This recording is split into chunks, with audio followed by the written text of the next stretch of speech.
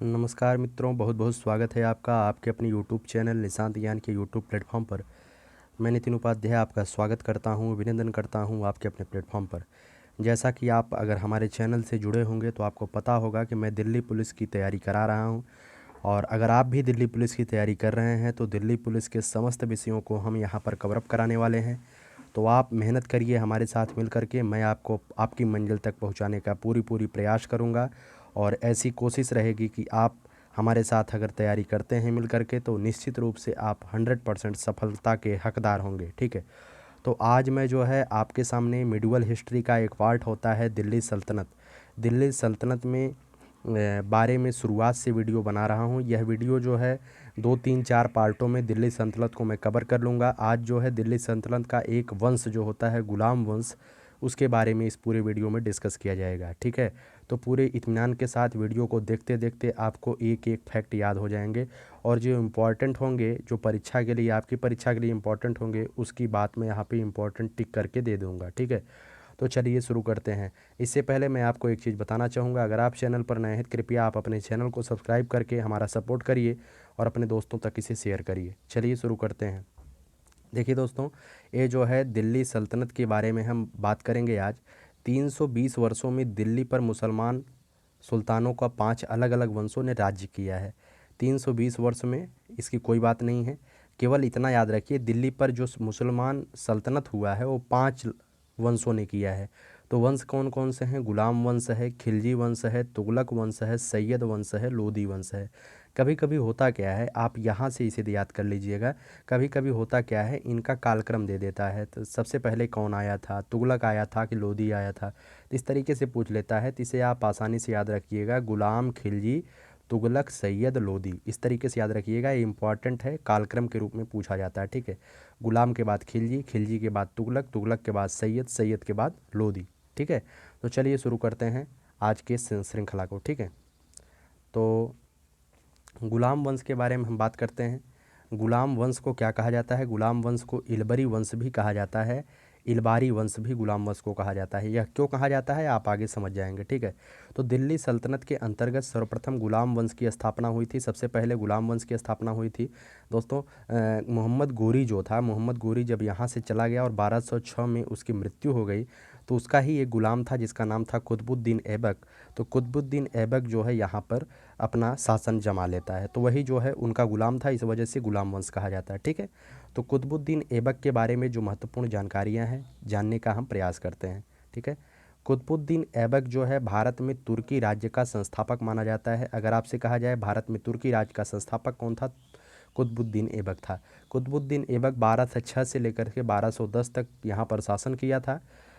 उसके बाद जानकारी एक एक पॉइंट वाइज इसमें दिया गया है। ऐबक का राज्याभिषेक जून 1206 में हुआ था। उसने अपनी राजधानी लाहौर को बनाया था। अगर पूछा जाए लाहौर को राजधानी किसने बनाया था, तो सबसे पहले कुतुबुद्दीन ऐबक ने ही बनाया था।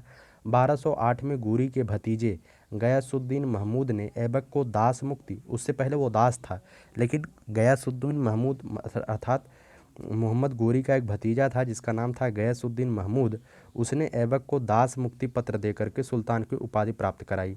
लेकिन वह जो है बहुत ही वफादार गुलाम था कुतुबुद्दीन ऐबक। उसने वह क्या करता है, ऐबक ने न तो अपने नाम का खुतबा पढ़वाया और न ही अपने नाम के सिक्के चलवाए, अर्थात वह अपने आप को कभी सुल्तान माना ही नहीं। वह जो है इतना वफादार दास था। वह लाखों में दान किया करता था, इसलिए इसे लाख बख्श कहा जाता है। कुतुबुद्दीन ऐबक को लाख बख्श इसी वजह से कहा जाता है। ठीक है। चलिए चलते हैं अगले पॉइंट पर। आगे भी कुछ इसके बारे में जानकारी दी गई है। ऐबक को हजरत आला, ध्यान रखिएगा, ऐबक को हजरत आला, हजरत आला को क्या कहते हैं? न्यायपूर्ण राज का मिनहाज उस सिराज ने इसे हातिम द्वितीय कहा है। ठीक है। तो इतना याद रखिएगा, हजरत को ऐबक को हजरत आला कहा जाता है। और एक व्यक्ति थे, कवि थे मिनहाज उस सिराज, उन्होंने उसे हातिम द्वितीय की उपाधि भी दी थी। आगे है, ऐबक के दरबार में हसन निजामी योम फ़क्र ए मुदबिर रहते थे। ये दो व्यक्ति थे, कवि थे और इतिहासकार भी रहे हैं। तो अकबर ऐबक के दरबार में हसन निजामी और फ़क्र मुदब्बिर रहे हैं। इसे देखते देखते आपको याद हो जाएगा। ये जो इम्पोर्टेंट है, अगला लाइन इम्पोर्टेंट है, इसे ध्यान रखिएगा। ऐबक ने सूफी संत ख्वाजा कुतुबुद्दीन बख्तियार काकी के नाम पर, इसे ध्यान रखिएगा, किसके नाम पर बनवाया था? कुतुबुद्दीन बख्तियार काकी के नाम पर दिल्ली में कुतुब मीनार का निर्माण कराया था, जिसे इल्तुतमिश ने पूर्ण करवाया था। ठीक है, तो कुतुब मीनार का निर्माण शुरू किसने कराया था? कुतुबुद्दीन ऐबक ने कराया था। उसने दिल्ली में कुव्वत उल इस्लाम और अजमेर में 2.5 दिन का झोपड़ा नामक मस्जिदों का निर्माण कराया था। इसे ध्यान रखिएगा, ये भी इंपॉर्टेंट है। दिल्ली में कुव्वत उल इस्लाम और 2.5 दिन का झोपड़ा जो अजमेर में स्थित था 1206 ईस्वी में, अजमेर के 2.5 दिन का झोपड़ा जो था अजमेर में सरस्वती मंदिर था, एक सरस्वती मंदिर को तोड़ करके 2.5 दिन का झोपड़ा बनवा दिया था। ज़्यादातर उस समय के आक्रांता जो थे मुस्लिम हिंदू मंदिरों को तोड़ करके मस्जिदों का निर्माण करा देते थे, उसका एक उदाहरण 2.5 दिन का झोपड़ा भी है। आगे है 1210 में चौगान खेलते हुए घोड़े से गिरकर ऐबक की मृत्यु हो गई थी। तो ये भी आता है कि ऐसे सुल्तान का नाम बताइए जो खेलते वक्त मरा था, तो वो कुतुबुद्दीन ऐबक था जो पोलो खेलते वक्त मर गया था। ठीक है, तो ऐबक के बारे में इतनी जानकारी इंपॉर्टेंट है जो कि मैंने आपके सामने दिया है। चलिए उसके बाद बात करते हैं इल्तुतमिश की। 1210 में जब ऐबक की मृत्यु हो जाती है तो उसके बाद क्या होता है? इल्तुतमिश जो है ऐबक का गुलाम एवं दबाद दोनों था। ऐबक का गुलाम भी था और उस अपनी बेटी की शादी भी ऐबक ने इससे कर दिया था। इल्तुतमिश जो है शमसी वंश का था एवं इलबरी तुर्क था, इसलिए गुलाम वंश को इलबारी वंश भी कहा जाता है, क्योंकि इल्तुतमिश का महत्वपूर्ण रोल रहता है गुलाम वंश में। ठीक है, तो वस्तुतः इल्तुतमिश दिल्ली का पहला सुल्तान था। ठीक है, उसने सुल्तान के पद को स्वीकृत और गौर के किसी शासक से नहीं, बल्कि ध्यान रखिएगा, वस्तुतः इल्तुतमिश दिल्ली का पहला सुल्तान था। उसने सुल्तान के पद की स्वीकृति गौर के किसी शासक ने से नहीं बल्कि खलीफा से प्राप्त की थी। उस समय दोस्तों मुसलमानों के लिए एक सऊदी अरबिया में एक खलीफा हुआ करते थे इराक के क्षेत्र में, जो कि पूरे मुसलमान सल्तनत को कवर अप करते थे। तो खलीफा जो चीज़ आर्डर कर देते थे वही माना जाता था। तो इल्तुतमिश जो है दिल्ली का पहला सुल्तान था और उसने जो है, अगर आपसे क्वेश्चन किया जाए दिल्ली का वास्तविक संस्थापक कौन था, दिल्ली का वास्तविक सुल्तान कौन था, वो सबसे पहला था इल्तुतमिश। चलिए अगले स्लाइड पर चलते हैं, उसके माध्यम से सब कुछ क्लियर हो जाएगा। ठीक है, आगे है, एक मिनट, हाँ, आगे है, उसने दिल्ली की गद्दी के दावेदार ताजुद्दीन यलदौज और नसीरुद्दीन कुबाचा को समाप्त किया। ये इंपॉर्टेंट नहीं है, केवल आप एक बार पढ़ लीजिए। उसने दिल्ली को अपनी राजधानी बनाया। ठीक है, ये इंपॉर्टेंट है। दिल्ली को सबसे पहले राजधानी किसने बनाया था? इल्तुतमिश ने बनाया था, और उसने अपने सिक्के चलवाए थे, अपने नाम के सिक्के भी चलवाए थे, और उस तरह दिल्ली सल्तनत का वास्तविक संस्थापक कहा जाता है उसे। उसने 40 गुलाम सरदारों का एक गुट अर्थात तुर्कान चिहलगानी की स्थापना की थी, जो 40 गुलाम सरदारों का गुट हुआ करता था। आगे है, इल्तुतमिश की दूरदर्शिता के कारण ही तुर्क राज्य मंगोलों के आक्रमण से बचा रहा। उस समय मंगोल काफ़ी ज़्यादा शक्तिशाली थे, उनके आक्रमण से काफ़ी राज्य समाप्त हो चुके थे। तो इल्तुतमिश ने बहुत ज़्यादा दूरदर्शिता दिखाई थी, जगह जगह पर उसने जो है किलों का निर्माण कराया, जिससे तुर्क राज्य जो है मंगोलों के आक्रमण से बचा रहा। उसने इक्ता व्यवस्था लागू की और 1226 में बंगाल को जीतकर उसे दिल्ली सल्तनत का इक्ता का मतलब होता है सूबा, एक जिस तरीके से भारत देश में उत्तर प्रदेश है, मध्य प्रदेश है, ये राज्य इस समय है, उसी तरीके से पहले वो सूबा का निर्माण कराया, इक्ता का निर्माण किया। ठीक है, इक्ता व्यवस्था किसने लागू की थी? तो इल्तुतमिश ने। क्वेश्चन आ सकता है। आगे है, इल्तुतमिश ने 1226 में रणथंभौर पर विजय प्राप्त की और परमारों की राजधानी मंदसौर या मंदसौर पर अपना अधिकार स्थापित कर लिया। उतना इम्पोर्टेंट नहीं है, इम्पोर्टेंट आगे वाला फैक्ट है। इम्पोर्टेंट है, उसने शुद्ध अरबी के सिक्के चलाए थे। चांदी को टंका और तांबे को जीतल उसी ने प्रारंभ किया था। चांदी को टंका कहा जाता था, तांबे को जीतल कहा जाता था। शुद्ध अरबी के सिक्के उसने चलवाए थे। ठीक है, इल्तुतमिश की सेना इसके कल्ब सुल्तानी कहलाई। इल्तुतमिश ने कुतुब मीनार के निर्माण कार्य को पूरा कराया था। क्वेश्चन आए कि शुरू किसने कराया था? कुतुबुद्दीन ऐबक ने कराया था। और अंत किसने कराया था उसे? इल्तुतमिश ने कराया था। कुतुब मीनार के निर्माण कार्य को पूरा कराया था। ठीक है, चलिए आगे चलते हैं। आगे आपके सामने कुछ फैक्ट दिए गए हैं। 1236 में बामियान के विरुद्ध अभियान पर इल्तुतमिश बीमार हो गया, जिसके कारण दिल्ली वापस आना पड़ा, जहां अप्रैल 1236 में उसकी मृत्यु हो गई और दिल्ली में उसी के द्वारा निर्मित सुल्तानगढ़ी के मकबरे में उसके शव को दफनाया गया। बहुत ज़्यादा इंपॉर्टेंट नहीं है, लेकिन फिर भी याद रखिएगा 1236 में उसकी मृत्यु हो गई थी। चलिए अगले फैक्ट पर चलते हैं। इसके बाद कौन राजा बनता है? इसके बाद रजिया जो है सुल्तान बनती है। रजिया एक महिला होती है। इल्तुतमिश की मृत्यु के बाद रुकनुद्दीन फिरोज शाह अपनी मां शाह तुर्कान के सहयोग से गद्दी पर बैठा। शाह तुर्कान के अत्याचारों से परेशान होकर जनसमूह द्वारा उसे अपदस्थ कर दिया गया और रजिया को सुल्तान बनाया गया। ठीक है, तो उसके बाद जो है रुकनुद्दीन फिरोज शाह जो है राजा बनते हैं, लेकिन वो बहुत अत्याचारी था, तो समस्त प्रजा जो थी उसे अपदस्थ कर दी, तो रजिया को सुल्तान बनाया गया। दिल्ली सल्तनत के इतिहास में रजिया एकमात्र मुस्लिम महिला शासकिया बनी। वह प्रथम तुर्क महिला शासकिया थी। इम्पॉर्टेंट है, इसे ध्यान रखिएगा। प्रथम तुर्क महिला शासकिया रजिया थी। रजिया ने पर्दा त्याग कर पुरुषों की भांति उसने जो है कोट व कुलाह मतलब टोपी पहनना शुरू किया। कोट और टोपी में वो राज दरबार में आती थी। उसके बाद क्या होता है, रजिया ने इतगीन को बदायूं का इक़्तिदार, ठीक है, रजिया ने इतगीन को बदायूं का इक़्तिदार और अल्तुनिया को तबरहिंद भटिंडा का इक़्तिदार नियुक्त किया। वास्तव में क्या था, रजिया जो है अल्तुनिया नामक एक व्यक्ति से प्रेम करती थी।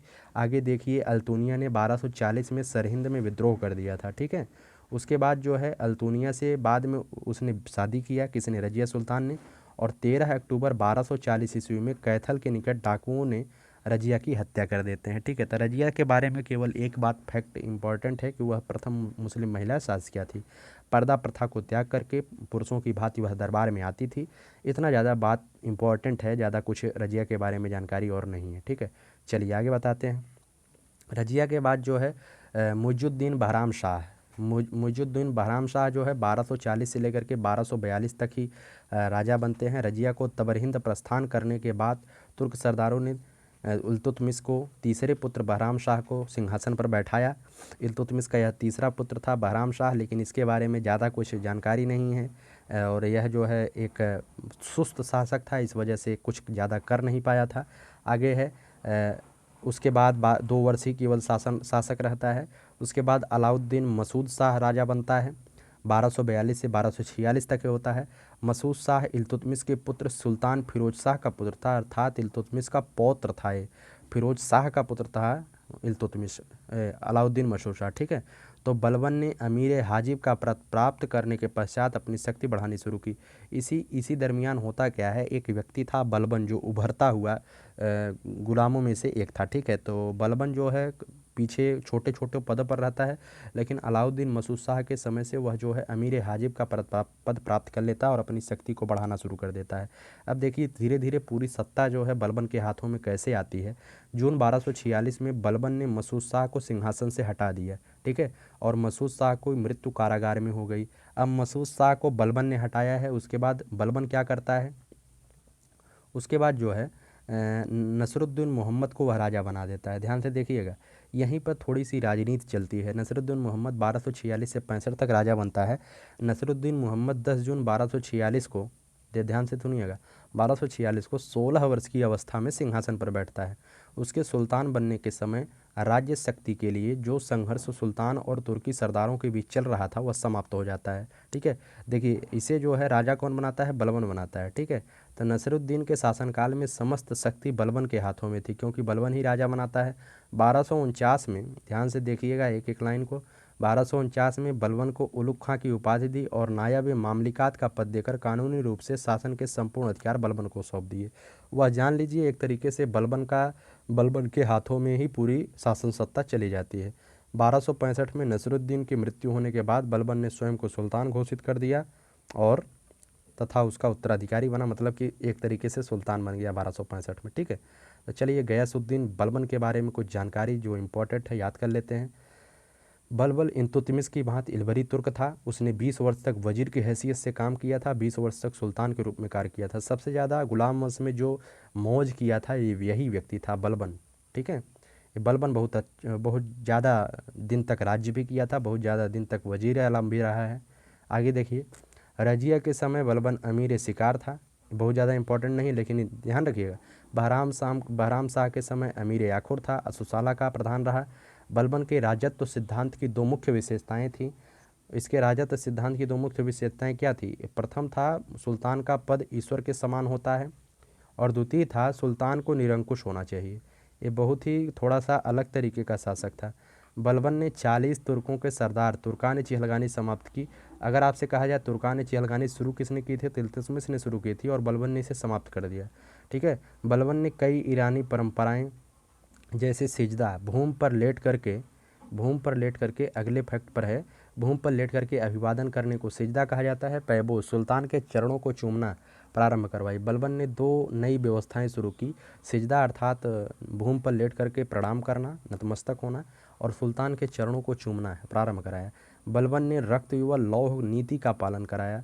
रक्त व लौह की नीति का क्वेश्चन आएगा यहाँ से। बलबन ने ही ईरानी त्यौहार नवरोज का भी प्रारंभ कराया था। नवरोज का प्रारंभ किसने कराया था? बलबन ने कराया था।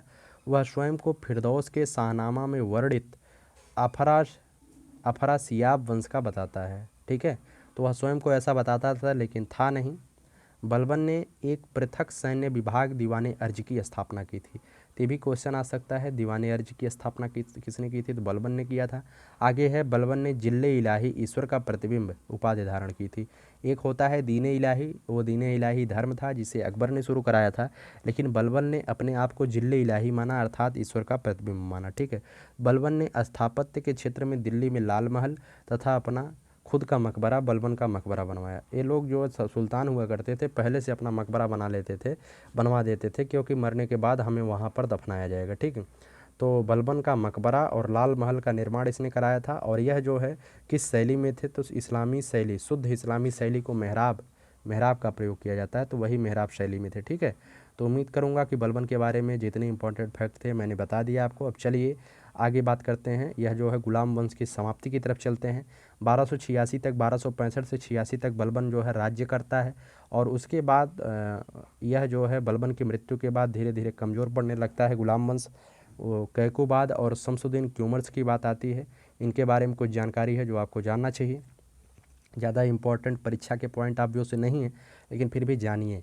आगे है, बलबन ने अपनी मृत्यु से पहले अपने बड़े पुत्र मुहम्मद के पुत्र, बड़े पुत्र का नाम उसके मोहम्मद था, और उसके पुत्र कैखुसरौ को अपना उत्तराधिकारी नियुक्त किया था। कैखुसरौ को उत्तराधिकारी नियुक्त किया, किंतु तुर्की सरदार ने उसे मुल्तान का प्रांतीय शासक बना दिया, ठीक है। आगे है, दिल्ली के कोतवाल फखरुद्दीन मोहम्मद ने एक षड्यंत्र के तहत बलबन के दूसरे पुत्र बुगर खां के पुत्र कैकुबाद को सुल्तान बना दिया, ठीक है। कैकुबाद को सुल्तान बना दिया। किसने बनाया था? फखरुद्दीन मोहम्मद, एक कोतवाल था, उसने षड्यंत्र रचा और उसके बाद कैकुबाद को सुल्तान बना।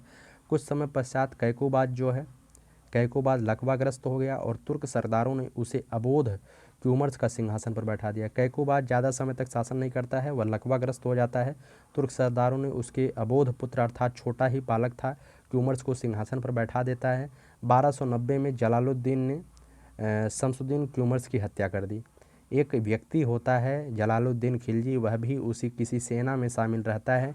1290 में वह जो है काफ़ी बुढ़ा आदमी था, 1290 जलालुद्दीन खिलजी, ठीक है। लगभग 80 वर्ष की आयु थी, लेकिन खुद को साबित करने के लिए, अपने वंश को आगे बढ़ाने के लिए जलालुद्दीन खिलजी ने शमसुद्दीन क्यूमर्स की हत्या कर दी और एक नए वंश की स्थापना कर दी जिसका नाम था खिलजी वंश। हत्या करने के बाद सीधे राजा बन जाते थे उस समय। गुलाम वंश का अंतिम शासक अगर आपसे पूछा जाए शमसुद्दीन क्यूमर्स था, ठीक है। तो उम्मीद करूँगा ये गुलाम वंश को ख़त्म कर दिया मैंने, 1290 तक गुलाम वंश ख़त्म हो गया, ठीक है।